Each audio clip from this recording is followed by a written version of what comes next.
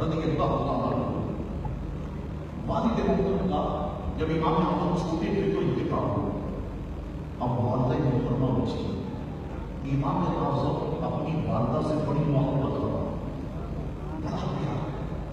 آج ہمارا حال کیا ہوتا ہے؟ بہت ساری خواتین آتی ہیں، شاہ صاحب بچہ مجھے مارا، بوڑھی بوڑھی عورتیں آتی ہیں، شاہ صاحب بچہ مجھے مارتا ہے، ہاتھ اٹھاتا ہے، اس کی بیوی کو کچھ کہو تو اس کو آنکھ لگ جاتی ہے، مجھ کو جھوٹے مارتا ہے، شاہ صاحب مجھے پلان کر دیتا ہے گھر کے اندر۔ کیا حال ہو گیا؟ ہم اپنے ماں باپ کی عزت کر رہے ہیں، ہم اپنے والدین کی عزت کر رہے ہیں، ہمیں یہ ساری باتیں سوچنی ہیں، ہم کس طرف جا رہے ہیں؟ یاد رکھو بیوی تو دوسری مل جائے مگر ماں دوسری نہیں ملے۔ یہ ماں بہت بڑی نعمت ہے، ماں بہت بڑا سایہ ہے، اپنی اولاد کے لیے بہت بڑا سرمایہ ہے۔ امام اعظم اتنے بڑے عالم، اللہ اکبر، والدہ محترمہ کی کیسی عزت کرتے، ذرا اس کو سنو۔ امام اعظم کی والدہ محترمہ کوفہ کے مشہور وارث عمر بن زر اور قاضی بن زرع ان پر بڑا یقین کرتے، کوئی مسئلہ پیش آتا امام اعظم سے کہتے ابو حنیفہ جاؤ قاضی زرع کے پاس جاؤ، جاؤ ذرا عمر بن زر کے پاس جاؤ، قاضی زرع کے پاس جاؤ، یہ مسئلہ ہے پوچھ کر کے آؤ۔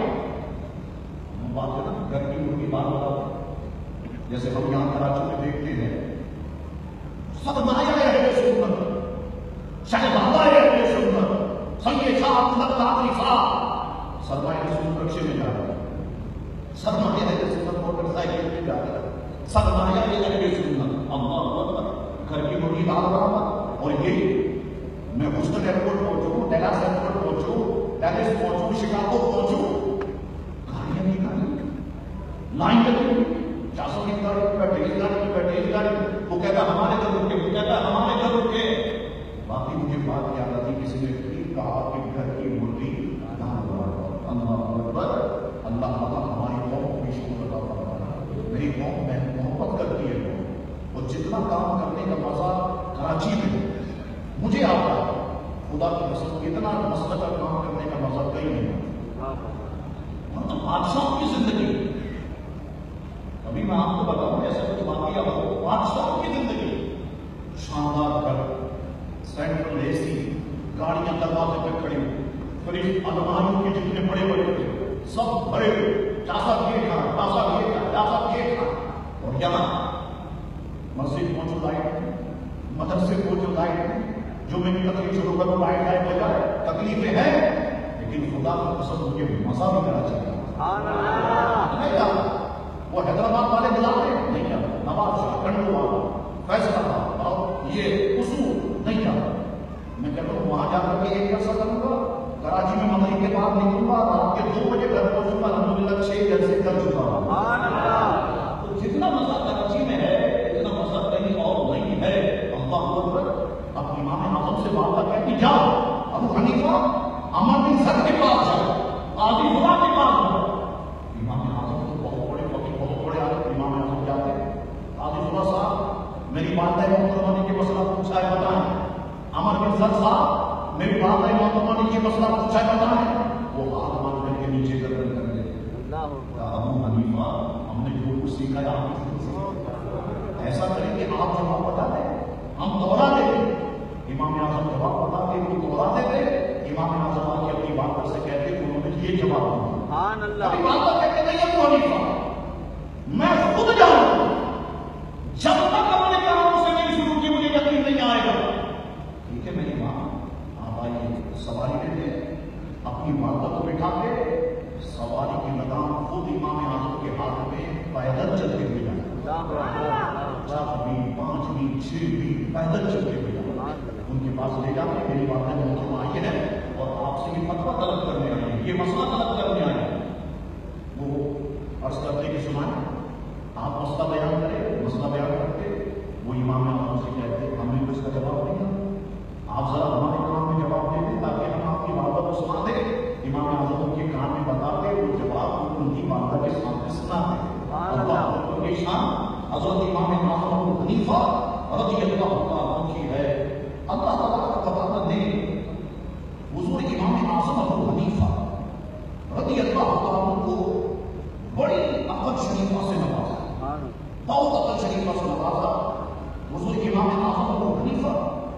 رضی اللہ عنہ کے اندر شریفہ کہ میں کچھ واقعات آپ کی خدمت میں پیش کرتا ہوں. بابا سے ترنت خود پاک نظر پیش کرے اللہ صلی اللہ سیدنا ونبینا ومولانا محمد وعلى الجود والكرم وآلہ مبارک وسلم صلاۃ وسلام علیکہ یا سیدی یا رسول اللہ صلی اللہ علیہ وسلم. اللہ اکبر. کہتے ہیں اعلیٰ حضرت نے نے اس کو دیکھا کہ دنیا کے آدھے انسانوں کی عقل ایک طرف اور امام اعظم ابو حنیفہ رضی اللہ عنہ کی عقل ایک طرف. حضور امام اعظم ابو حنیفہ رضی اللہ عنہ کی عقل کا ہے کوئی مقابلہ نہیں کر سکتا امام اعظم ابو حنیفہ کے تجربے کا. میں کچھ واقعات آپ کی ذوق کی نظر کرتا ہوں تاکہ آپ کا ایمان کو جو ہے وہ جلا ملے. امام اعظم ابو حنیفہ رحمۃ اللہ تعالی علیہ. اچھا امام اعظم سے یہ بڑی عجیب بات ہے. ہم لوگ ممبروں پہ بیٹھ تو کہتے ہیں حسد نہیں ہونی چاہیے, نفرت نہیں ہونی چاہیے, بغض نہیں ہونا چاہیے. میں سچ بتاتا ہوں جتنا حسد مولویوں میں ہے اتنا حسد کسی اور میں نہیں. میں اس سے گزر رہا ہوں, ان سارے معاملات سے میں گزر رہا ہوں. اللہ تعالیٰ مجھے بھی حسد سے بچا اور ہم میں سے اگر کسی کو یہ بیماری ہے تو اللہ تعالیٰ اس کو بھی حسد سے بچا. یہ دیمک کی طرح چاٹ جاتی ہے انسان, اندر کے اندر کھوکھلا کر دیتی ہے, سامنے والا آپ میں مشہور ہو جاتا ہے اور یہ حسد کرنے والا جو ہے یہ ذلیل و رسوا ہو جاتا ہے. ہر وقت میں ایسے معاملات رہے, علماء کرام کے نام ہے, ان سے حسد کرنے والے بھی رہے. امام اعظم ابو حنیفہ کے دور میں قاضی تھے, قاضی ابن قبیل ہے, یہ بھی بڑا دین کرتے تھے. قاضی تھے, قاضی کسی ایسے شخص کو تو اس دور میں نہیں بنایا جا سکتا تھا جس کے پاس علم نہ ہو. اب ایک شخص اپنے گھر میں روشندان نکالنا چاہ رہا تھا دیوار میں. وہ امام اعظم کے پاس آئے, آپ کے کہتے تھے حضور میں اپنی دیوار میں روشندان نکالنا چاہتا ہوں, آپ کیا کہتے ہیں؟ فرمایا شریف طریقے سے تمہیں اجازت ہے, تم جاؤ روشندان نکالو.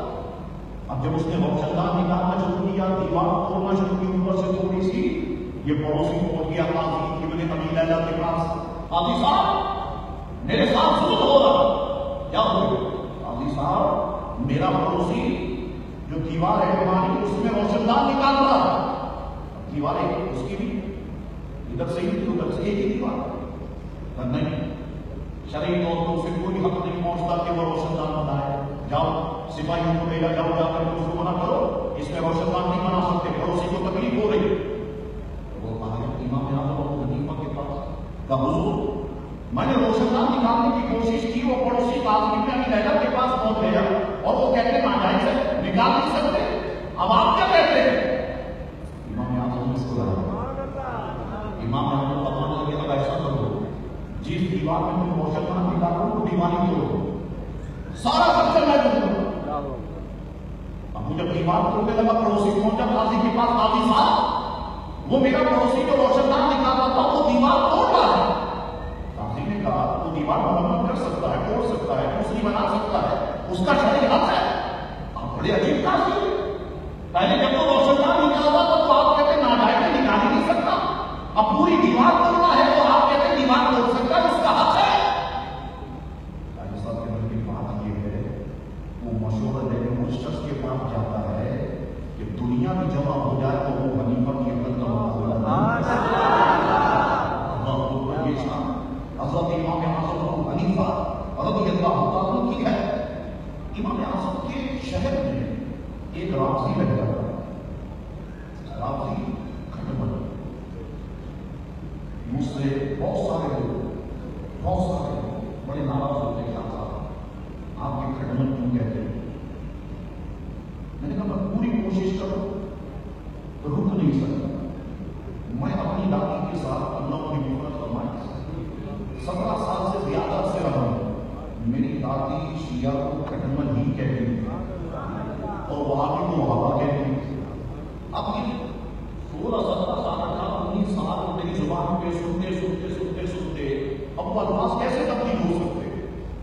تو وہ رابضی وہاں پر رہتا, بڑا مال و دولت رکھتا تھا, لیکن حضرت عثمان غنی کو معاذ اللہ گھر میں یہاں تک کہتا کہ معاذ اللہ ثم معاذ اللہ کفر مباشر کہ حضرت عثمان نبی تو یہودی تھے. کہ ان کے دلوں کے اندر یہ سارا تلوث ہے کبھی ختم نہیں ہو سکتا. میں آپ سے سچ کہہ رہا ہوں. یہ آپ سنتے ہوں گے کبھی ٹی وی پر مسجد میں بس پہ فائر ہو گئی, اتنے افراد ہلاک ہو گئے, وہ فیس بک پہ اس کی ویڈیو بھی موجود ہے, فائر ہو گئی ہلاک ہو گئے. کیوں مرتے ہیں؟ کہتے صاحب یہ تو ظاہر ہے تو ایران سے آ رہے تھے کو مار دیا. کیا ہوتا ہے ان کے کام آپ چیک کریں, انگوٹھے کے ابو بکر لکھا, طلبے کے عمر لکھا, حضرت حفصہ کا نام, حضرت عائشہ صدیقہ کا نام, حضرت عثمان غنی کا نام, حضرت ام معاویہ کا نام. بعض لوگوں نے بتایا جو ممبر بنے ہوئے وہاں پر ان کے امام والوں کے پہلے ممبر پہ ابو بکر کا نام, فاروق اعظم سے کے پاؤں پکڑ کے چڑھتے اور بیٹھتے, شان میں گستاخیاں کرتے. تم صحابہ کرام کی شان میں گستاخی کرو تو یہ پاکستان میں تو صحابہ سے محبت کرنے والے لوگ موجود ہیں. تو کیا ان کے جذبات مشتعل نہیں ہو؟ کیا یہ مسلمان نہیں کرتے؟ کیا یہ اپنا غم و غصہ نہیں اتارے؟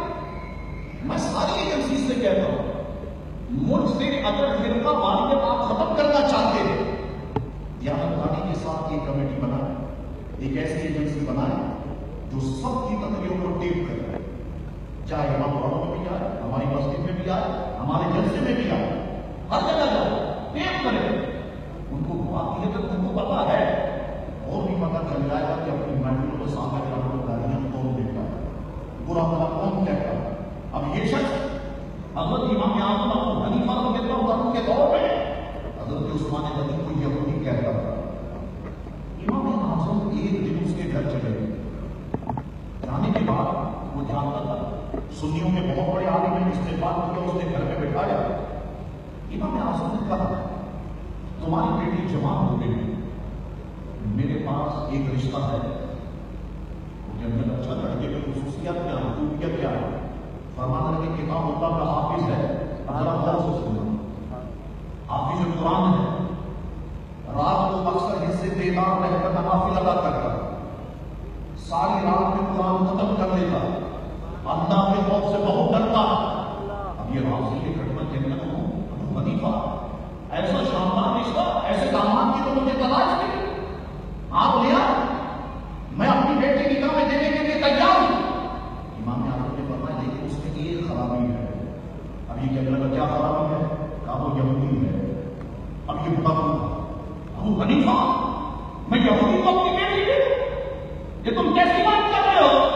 اب امام اعظم کا چہرہ غصے سے سرخ ہو گیا. فرمایا تو اپنی بیٹی یہودی کو نکاح میں نہیں دیتا اور رسول پاک نے اپنی دونوں شہزادیاں ایسے شخص کے نکاح میں دے دی اور ان کو تو یہودی کہتا ہے.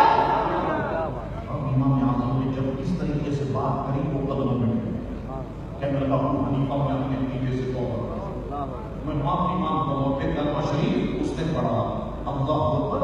حضور امام اعظم ابو حنیفہ رضی اللہ عنہ کو اللہ تبارک و تعالیٰ نے ایسی عقل شریف عطا فرمائی. حضرت امام اعمش رضی اللہ عنہ کا ایک نام ہے, امام اعظم کے دور میں تھے اور بڑا علم رکھتے تھے. حضور نے فرمایا میری امت کے علماء کو غصہ آئے علم کی وجہ سے. یہ کتابیں جو علماء پڑھتے ہیں یہ بڑی گرم کتابیں, اس لیے آپ دیکھتے ہیں کہ جب بھی کوئی عالم بنتا ہے اس کے لیے حکم یہ ہے کہ فوراً وہ مریض ہو جائے, اب پیر و مرشد اپنا علم پیش کرتا ہے. ٹھیک ہے, ایسے بات ہے. حضرت مولانا روم رحمۃ اللہ تعالیٰ نے ایک نام, ایک ان کا روم دبدبا, حضرت شمس تبریز مولانا روم کے پاس آئے, بڑے پرانے کپڑے پہنے ہوئے شمس تبریز, ٹیبل لگے ہوئے, حجرے میں آ گئے. آپ علماء کے حجرے میں جائیں تو حجرہ کتابوں سے سجا ہوا ہوگا. مولانا سے کہتے لگے تین چیز. مولانا یہ کیا ہے؟ مولانا کہتے لگے تو نہیں جانتے, تم نہیں جانتے. یہ وہ ہے کہ جو ہم نے پڑھا پڑھایا بابا بھی تم کو نہیں معلوم. ٹھیک ہے, دو چار دن کے بعد آئے, کوئی حجرے میں نہیں, ساری کتابیں نکال. مولانا کو لگتا ہے بڑا حضور ہے, یہ حوض کے پاس بیٹھ کے مولانا موضوع کرتے تھے، ساری کتابیں پانی میں ملے، شاگردوں نے دیکھا استاد کی کتابیں پانی میں، اب اس دور میں تو کتابیں ہاتھ سے لکھی جاتی تھی، آپ سیاہی سے کوئی صفحہ لکھے پانی میں ڈال دیں سیاہی پھیل جائے۔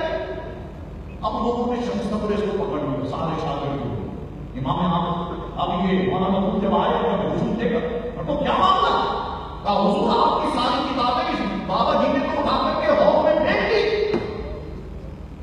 مولانا خود نے بھی سر پکڑ لیا، ساری کتابیں نہیں، کہا ساری کتابیں کیا کر رہی ہے میری ساری کتابیں پانی میں پھینک۔ حضرت شمس مجلس کہنے لگے مولانا آپ ذرا اپنے شاگردوں کو ہٹائیں، میں آپ کی کتابیں آپ کو واپس دے دوں۔ کیسے واپس دے؟ ساری کتابیں تو پانی میں چلی گئی، بیچ میں ختم ہو گئی، میں واپس دیتا ہوں۔ صبر ہے، بیٹھے شب پڑھے بسم اللہ الرحمن الرحیم، ایک کتاب نکالی باہر، دوسری باہر، تیسری باہر، پانی میں جانے کے باوجود بھی کتابیں سوکھی تھی۔ ہم مان کی تو آنکھیں کھلی تو کھلی کی رہے، کہنے لگے یہ چیز بابا جی یہ کیا ہے؟ کہنے لگے ہم نے تم سے پوچھا تھا یہ چیز یہ کیا ہے؟ تم نے کہا تھا آلس، یہ تو وہ ہے جو ہم نے پڑھا پڑھایا ہے۔ آلس یہ اللہ کے ولیوں کا حال ہے۔ مولانا قدموں میں گر گئے، کہا حضور اب تم وہی کچھ سیکھنا ہے جو اللہ کے ولیوں کا حال ہے۔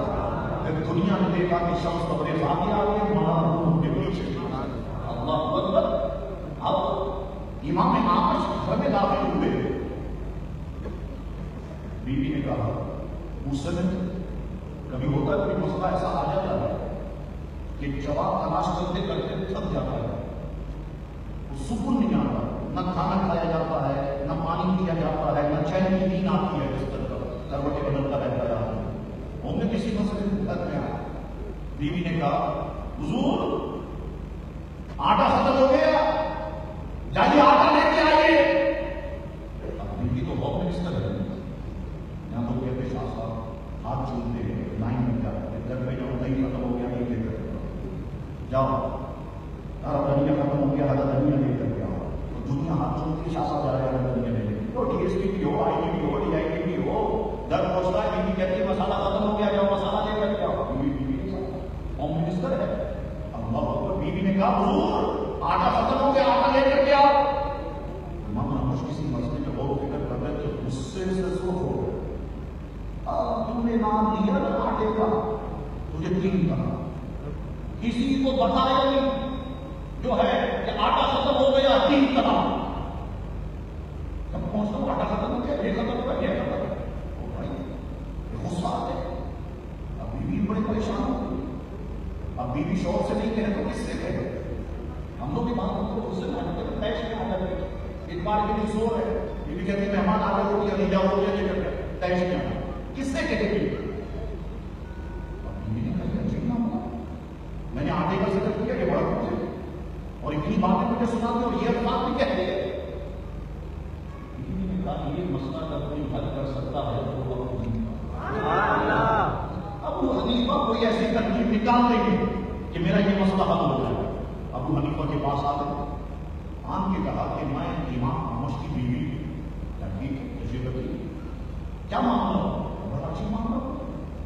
امام احمد آئے، میں نے کہا آٹا ختم ہو گیا، بڑا کہنے لگے تم نے آٹے کا نام لیا نا تجھے تین کرا، ذکر بھی کیا مجھ سے تجھے تین کرا، کیا آٹا ختم ہو گیا شوق سے نہیں تو کس سے کہو؟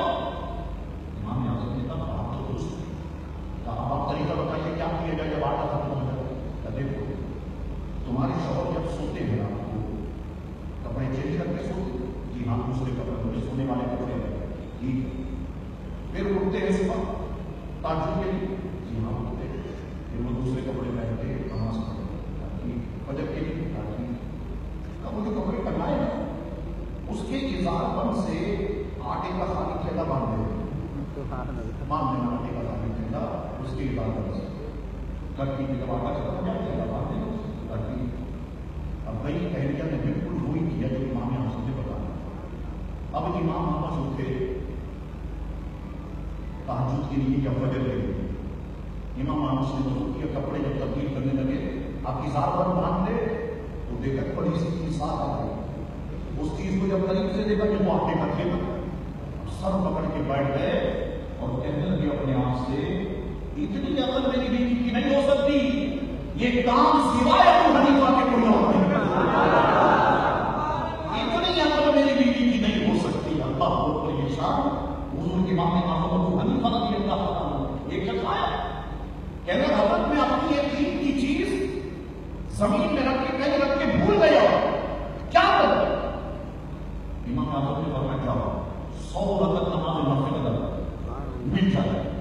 یہ کھڑا ہوا اللہ اکبر کہے، ابھی سنائی پڑی تھی کہ یاد سبحان اللہ 2 رکعت بڑی مشکل سے پڑی، چیز مل گئی، آگے امام اعظم کے پاس حضور چیز مل گئی۔ امام اعظم نے کہا کتنے رکعت پڑھی؟ ابھی تو پہلی رکعت میں آیا فرمایا میں جانتا تھا شیطان تجھے 100 رکعت کبھی نہیں پڑھنے دے گا، جانتا تھا، لیکن حق تیرا یہی بنتا تھا کہ تو اللہ کا شکر ادا کرتا اور 100 رکعت نماز جو ہے وہ نوافل ادا کرتا۔ ایک اور شخص آیا کہنے لگا حضور میں نے قیمتی چیز رکھ دی ہے میں بھول گیا ہوں۔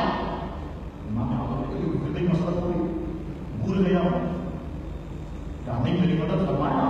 آپ علم والی شخص ہے۔ امام اعظم نے کچھ لوگوں کو دیکھے ہوئے اس کے گھر کذرا یہ تم بتاؤ تم اگر کوئی قیمتی چیز رکھتے تو کہاں رکھتے؟ کسی نے کہا میں یہاں رکھتا، زمین تھوڑی میں یہاں رکھتا، میں یہاں رکھتا نہیں۔ اب سب نے کہا اگر آپ کوئی قیمتی چیز رکھتے تو کہاں رکھتے؟ ہم کسی جگہ رکھتا، زمین تھوڑی تھی وہیں سے نکلتا۔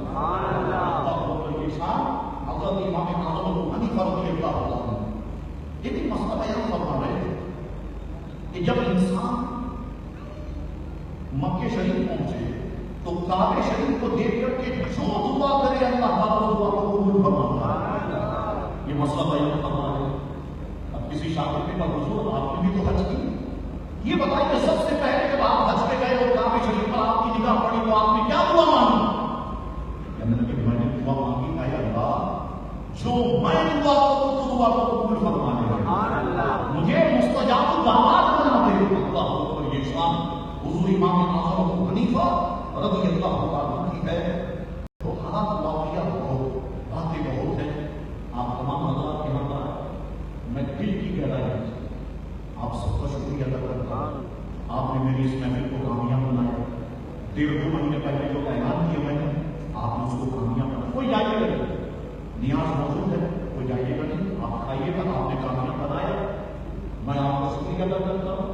انشاءاللہ آپ سے وعدہ کرتا ہوں کہ یہاں تک یہ کام نہیں رہے گا، مجھے میرے تیاری میں داخل ہونا، سن لو سنیو، مجھے میرے تیاری میں داخل ہونا۔ میری بلوچ قوم میں آپ صلی اللہ کہنے والے بہت ہیں، میں نے زندگی کا ایک عرصہ گزارا ہے، اسی اسکول میں پڑھتا تھا میں کیے میں نے بلوچوں کے ساتھ ایک عرصہ گزارا ہے۔ انشاءاللہ تعالیٰ اس تیاری کو بھی امن کا قلعہ بنائیں گے، حضور کی محبت وہاں پر بھی ہم عام کریں گے، حضور کے عشق کو عام کریں گے۔ میرے بھائی مدد بھائی انشاءاللہ تعالیٰ وہاں پر کام کریں گے آگے بڑھ کر، اور بلوچ نوجوانوں کو بھی ہم لے کر کے آئیں گے۔ میں جانتا ہوں بڑی تکلیف میں میرے پاس آتے ہوتے کہتے شاہ صاحب یہاں سے گزرو لوگ ہمیں دہشت گرد کہتے ہیں، ہمیں جرسی موالی اور گنڈا کہتے ہیں، ہم نے یہاں تک اتنا حاصل کیا، ہم یہاں تک پڑھے نہیں، آپ یا رسول اللہ کہنے والے ہیں ہمارے بھائی۔ انشاءاللہ تبارک و تعالیٰ ان کو بھی ہم لے کر جائیں گے، ان کے علاقے میں جائیں گے، اور انشاءاللہ تعالیٰ مسلک کے حق اہل سنت و جماعت کا ہم کام کریں گے۔ اور سنی مسلمانوں ہم نے آپس میں پیار اور محبت کی فضا پیدا کرنی ہے، نفرت نہیں پھیلانی ہم نے۔ کوئی اگر میرے خلاف گالی بھی دیتا ہے مجھے برا بھی کہتا ہے، میں روزانہ فیس بک پہ گالیاں سنتا ہوں، مگر آپ نے کسی کو برا نہیں کہا۔ برائی کا جواب اگر ہم نے برائی سے دیا تو پھر ہم نے سیکھا کیا؟ گالی کا جواب جب ہم نے گالی سے دیا تو پھر ہم نے سیکھا کیا؟ کچھ بھی نہیں سیکھا۔ الحمدللہ ہم اسی طرح کی اللہ محبت سے بڑھتے رہیں گے۔ ہم نے نوجوانوں کی ٹیم تیار کرنی ہے، بزرگوں کی ٹیم تیار کرنی ہے، میری ماں اور بہنوں کی ٹیم تیار کرنی ہے، اور انشاءاللہ تبارک و تعالیٰ سنیوں کو ایک طاقت دینی ہے۔ میں نے ایک چیز آپ کے دماغ میں ڈالی ہے، اس علاقے کی صوبائی اسمبلی کی نشست اب سوچنا آپ کی ذمہ داری ہے، کام کرنا آپ کی ذمہ داری ہے۔ اگر ہم تھوڑی سی محنت کر لیں گے انشاءاللہ یہ نشست کو ہم جیت سکتے ہیں، تھوڑی سی محنت کر لیں گے ہم نشست کو جیت جائیں گے۔ اللہ تعالیٰ ہم سارے لوگوں میں آپ سے پیار و محبت پیدا فرمائے۔ اب دوسری نشست جب ہوگی اس کا اعلان سوشل میڈیا پر اور پوسٹر وغیرہ بنا کر کے کر دیا جائے گا، جتنے پیسے والے لوگ یہاں پر موجود ہیں، اللہ نے سب کو دیا، بس میرے ساتھ ہیلپ کرے، میری ہیلپ کرے، اپنے چندے کے ذریعے سے مدد کرے، کوئی مشکل کام نہیں ہے، اتنا پیسہ نہیں لگتا، لیکن آپ دیکھیں کہ کتنے لوگ آ جائیں اور ان کی کوئی بات سمجھ میں آ جائے اور دین سیکھ لیں تو یہ بہت بڑی نیکی اور بہت بڑا سرمایہ ہمارے لیے ہوگا۔ تو اگر اس طرح باہر موجود ہے تو آپ اس میں حصہ لیں تاکہ ہم آئندہ کی محفل جو ہے یہاں پر کر سکیں۔ انشاءاللہ تبارک و تعالیٰ بہت جلد ہم آگے بڑھ کر یہاں پر محفل کریں گے۔ اگر رمضان شریف آتا ہے تو انشاءاللہ تعالیٰ میں آپ سے وعدہ کرتا ہوں کہ رمضان شریف میں ہم یہاں پر یوم علی منائیں گے انشاءاللہ۔ حضرت علی کرم اللہ وجہہ کریم کی ذات حضور پہ ہم گفتگو کریں گے انشاءاللہ تبارک و تعالیٰ۔ اور لوگوں کیا اگر تعاون تھا تو انشاءاللہ ہم سحری کا بھی انتظام رکھیں گے تاکہ لوگ سحری طاقت میں یہاں سے جائیں۔ ہم سارے سنی ہیں، ہم یا رسول اللہ کہنے والے ہیں، مسائل میں تو ہمارا اختلاف ہو سکتا ہے لیکن عقیدے میں ہمارا کوئی اختلاف نہیں ہے۔ آپ کی امام احمد اللہ کو سر کا تاج کہتے ہیں اور میں بھی آپ حضرت کو اپنے سر کا تاج کہتا ہوں۔ اللہ تعالیٰ سب سے پیار محبت پیدا فرمائے۔ اعلان ہے گلدستہ کامل سلسلہ شب برات مدینہ مسجد پنجابی کلب میں یہ محفل رکھی گئی ہے، اس میں آپ سب کو شرکت کی دعوت دی گئی ہے۔ جہاں جہاں پر سنی علماء کے بیانات ہوں آپ سب جائیں اور علماء کو کامیاب بنائیں۔ کھڑے ہو جائیں، دو تین شیر ساتھ کو ساتھ کے دو چار مختصر سے دعا کر کر میرے جو نیاز ہے وہ آپ کے سامنے پیش کریں گے۔